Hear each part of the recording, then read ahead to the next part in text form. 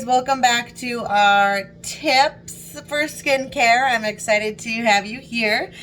This tip hopefully is going to be really helpful for busy moms like me or people who don't necessarily like to do the laundry so much.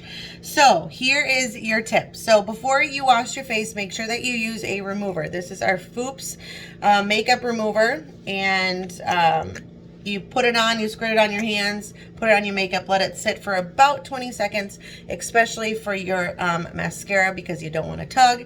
And then you remove the makeup from your face. You will use 1 quadrant of your washcloth.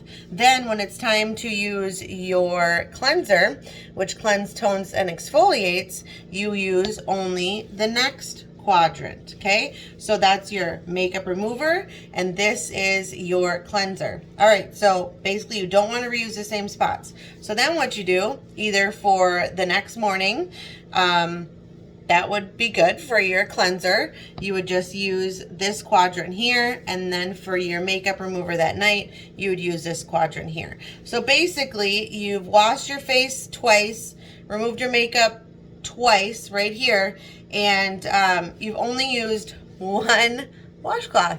So there's your tip. Hopefully it'll make less laundry for you too. All right, I hope you enjoyed it.